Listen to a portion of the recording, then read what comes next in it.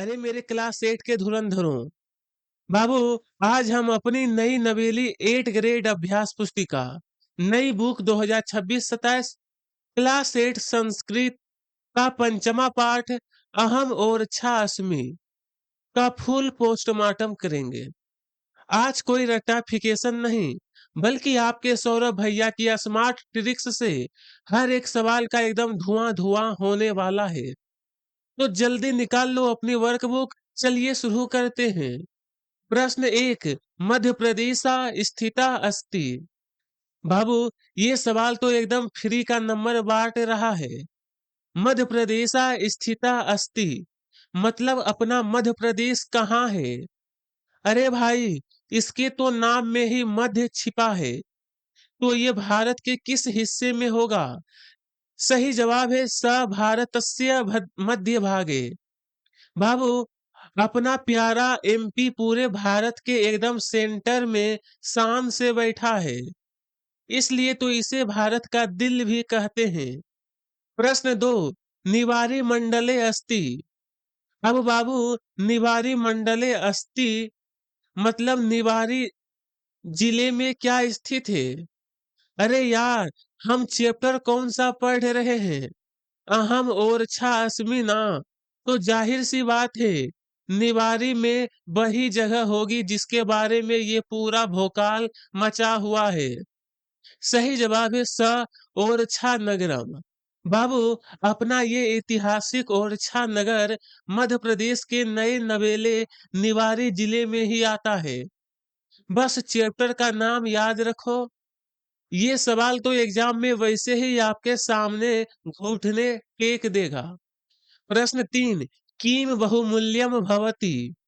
बाबू, किम बहुमूल्यम मतलब कौन सी चीज बहुत ज्यादा कीमती होती है? ओरछा के जंगलों में एक खास तरह की लकड़ी मिलती है, जिससे घर का सबसे मजबूत फर्नीचर बनता है। जरा ऑप्शन देखकर बताओ वो कौन सी वीआईपी लकड़ी है? सही जवाब है द सागौन काष्ठम, यानी सागौन की लकड़ी। बाबू, सागौन की लकड़ी बहुत ही मजबूत और महंगी होती है, और ये अपने ओरछा के जंगलों में एकदम भर भर के पाई जाती है। प्रश्न चार, षड्माते जलस्य सप्तधारा भवन्ति। अब बाबू, षड्मात मतलब संगम या मिलन, और सप्तधारा मतलब पानी की 7 धाराएं। ओरछा में ऐसी कौन सी दो नदियां आपस में गले मिलती है जिनके टकराने से पानी 7 अलग अलग धाराओं में बट जाता है? लगाओ अपना लॉजिक। सही जवाब है स जामिनी बेत्रवतियों। बाबू, जब जामिनी और बेत्रवती यानी अपनी बेतवा नदी का संगम होता है, तो वहां पानी 7 धाराओं में बटकर बहता है ना गजब का नजारा। प्रश्न पांच, सप्त धाराया कति धारा भवंती। सही जवाब है द सप्त यानी 7। बाबू, जब संगम का नाम ही सप्त धारा है, तो उसमें 7 ही धाराएं होगी ना। प्रश्न 6, ओरछा भूमो अनेके अभवन। अब बाबू, ओरछा भूमो अनेके अभवन मतलब ओरछा की धरती पर कौन पैदा हुए थे? अरे भाई, वो बुंदेलखंड की धरती है, जहां कोई कायर थोड़ी होंगे। वहां तो एकदम करक और भोकाल मचाने वाले लोग हुए हैं। उन्हें संस्कृत में क्या कहेंगे? सही जवाब है वीरा पुरुषा, यानी वीर पुरुष। प्रश्न 7, मनोहारणी चित्रानी राजन। लो भाई, मनोहारणी चित्रानी मतलब मन मोह लेने वाली सुंदर पेंटिंग्स। ओरछा के महलों में ये सुंदर पेंटिंग्स कहाँ सजी हुई है? हवा में तो लटकेगी नहीं, किसी चीज पर ही तो बनी होगी ना। सही जवाब है भीति कासु, यानी दीवारों पर। बाबू, ओरछा के महलों की दीवारों पर आज भी इतनी सुंदर कलाकारी है कि देखकर बस आंखें फटी की फटी रह जाती है।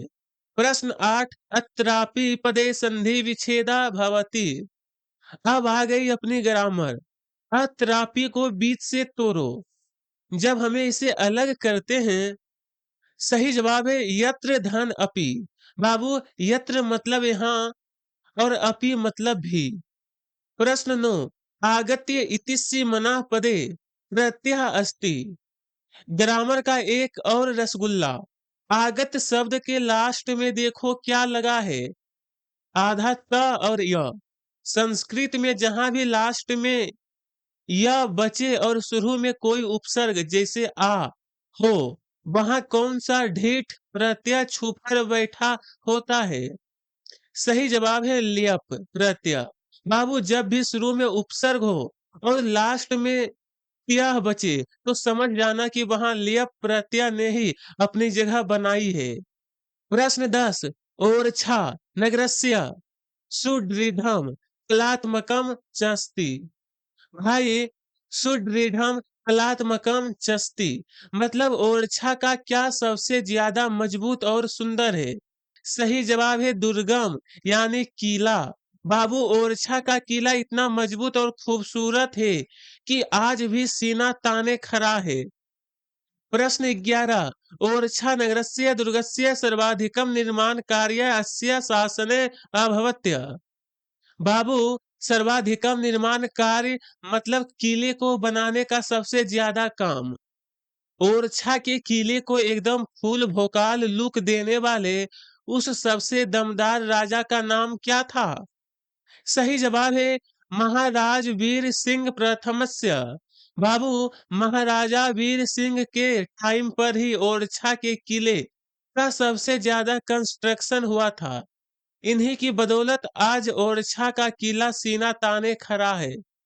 प्रश्न 12, वन्य पशुनाम रक्षणाय शासनेन किम निर्मितमा। अब बाबू, वन्य पशुनाम रक्षणाय मतलब जंगली जानवरों को बचाने के लिए सरकार ने शेरों और हिरणों को मस्त आजादी से घूमने के लिए क्या बनवाया है? अरे वही जहां हम लोग जंगल सफारी करने जाते हैं। सही जवाब है अभयारण्यम। बाबू, जंगली जानवरों की सेफ्टी के लिए सरकार ने अभयारण्य बनाए हैं जहां वो बिना किसी डर के घूम सके।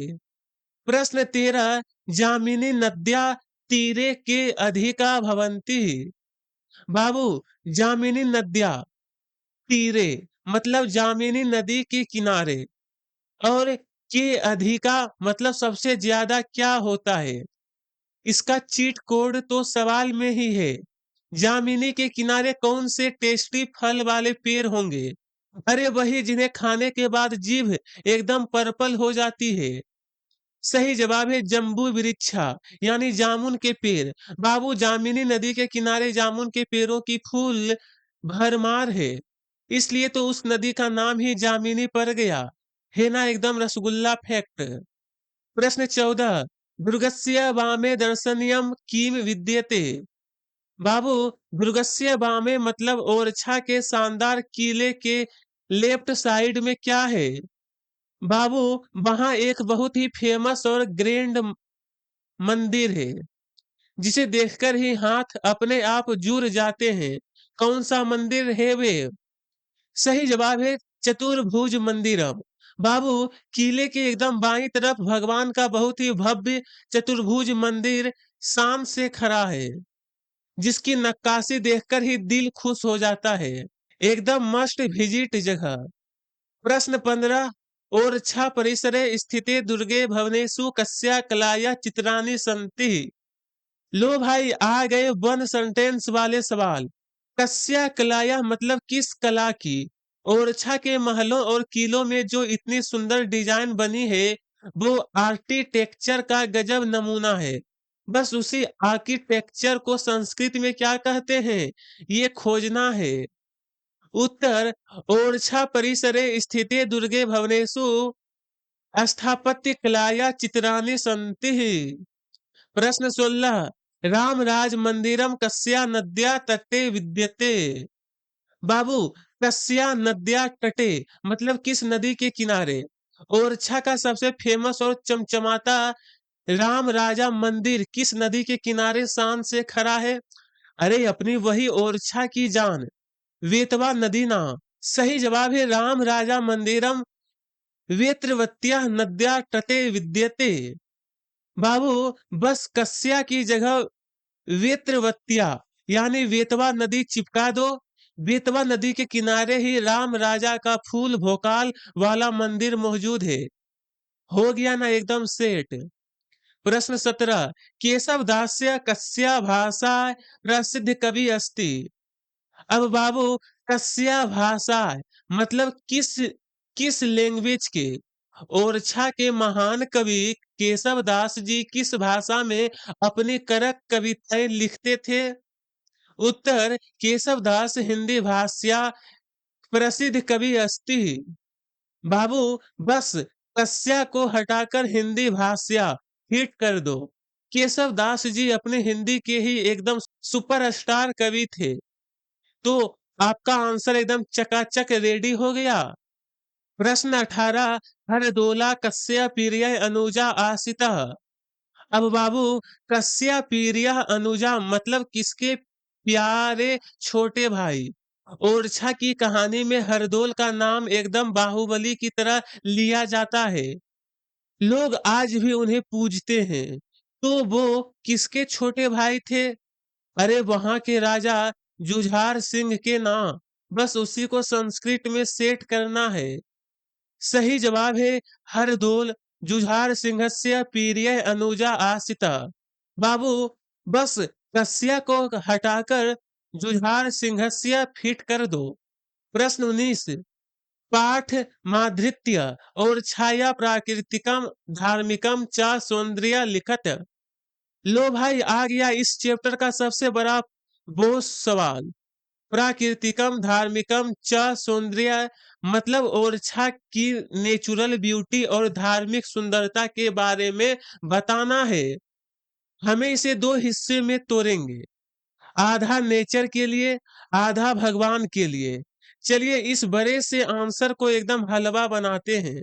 उत्तर ओरछा परितः संघनम वनम अस्ति तस्या परिक्षेत्रे चतस्र प्रमुखा नद्या प्रवहन्ति नद्या जलस्य आवश्यकता पूरयन्ति कृषि वनम भूमि च सिंचयन्ति तत्र बहूनि मंदिराणि अपि सन्ति तटे एकं भव्यं राम राजा मंदिरं विद्यते मंदिरे रामस्य लक्ष्मणस्य सीतायास्व भव्या मनोरमा प्रतिमा प्रतिष्ठिता मंदिरस्य उद्याने विस्पान स्थलम वर्तते।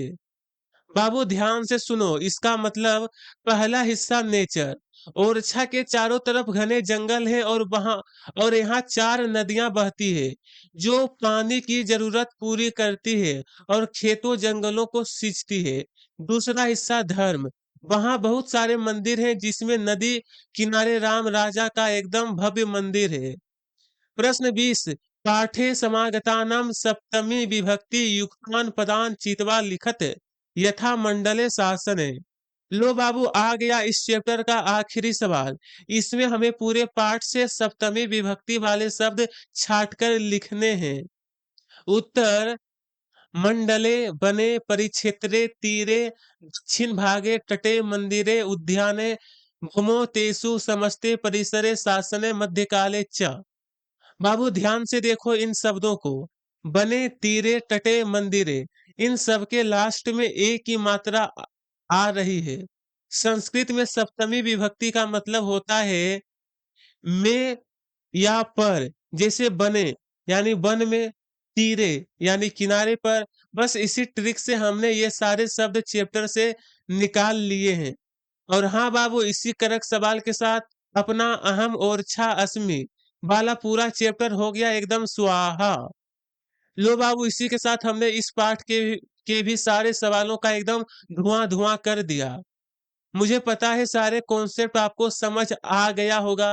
अगर मजा आया तो वीडियो पर जल्दी लाइक ठोको, अपने दोस्तों के साथ शेयर करो और सब्सक्राइब करना बिल्कुल मत भूलना।